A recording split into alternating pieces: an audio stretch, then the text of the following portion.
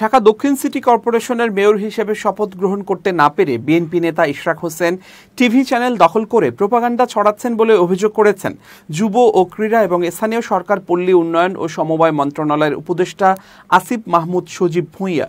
মঙ্গলবার নিজের Facebook account থেকে এক পোস্টে এই অভিযোগ করেন তিনি। উপদেষ্টা লিখেছেন, থানায় হামলা করায় পুলিশ বাদী মামলায় কেন অ্যারেস্ট করা হলো এই দায়ও আসিফ মাহমুদের। আসিফ মাহমুদ লিখেছেন, মুরাদনগরে ট্রিপল মার্ডারের ঘটনায় প্রত্যক্ষভাবে জড়িত শাহ মোফাজ্জল হোসেন কায়কোবাদের ভাই শাহ জুন্নু বুশরি। এমনকি এই ঘটনা ঘটার পর তাকে সোশ্যাল মিডিয়ায়ও উল্লাসে মেতে উঠতে দেখা যায়। সেখানেও আমার নাম জড়ানো হলো, অথচ গত 3 মাস ধরে আমি বা আমার পরিবারের কেউ এলাকায় যাই না। ভিকটিম প্রথম দিকের কোনো সাক্ষাৎকারে আমাদের কথা বলেনি।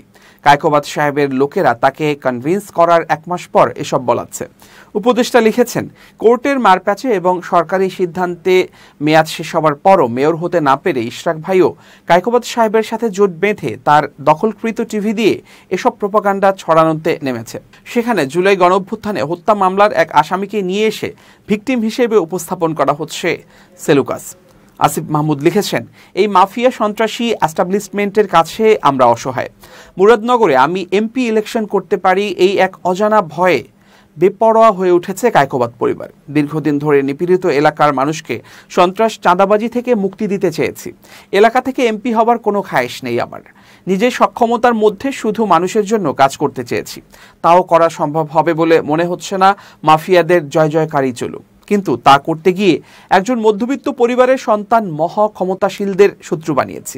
অন্তর্বর্তী সরকারের উপদেষ্টা আসিফ মাহমুদ লিখেছেন, মিডিয়া দখলে থাকলে কি না করা যায়। থানা ভাঙচুর করা, জুলাইয়ের হত্যার আসামিরা মার্ডার করে উল্লাসকারীরা এখন ভিকটিম আর আসিফ মাহমুদ ভিলেন। ওই পোস্টের নিচে মন্তব্যের ঘরে এনসিপির উত্তরাঞ্চলের মুখ্য সংগঠক সার্জিস আলম লিখেছেন, বাংলাভিশন চালায় বিএনপির ইশরাক ভাই। তিনি অভিযোগ করেন, এই চ্যানেল পেশাদারিত্ব বজায় না রেখে এখন ব্যক্তিগত ও দলীয় এজেন্ডা বাস্তবায়ন শুরু করেছে। এই কমেন্টে তিনি হুঁশিয়ারি করে লেখেন, 24-এর অভ্যুত্থানের পূর্বে সময়, 71 এসব চ্যানেল যে ভূমিকায় ছিল, বাংলাভিশন যদি 24 পরবর্তী সময়ে একই ভূমিকায় অবতীর্ণ হয় তবে আগের মতো সুবিধা করার সুযোগ থাকবে না। সাধারণ জনগণ এসব বাটপার টিভি চ্যানেলকে বয়কট করবে।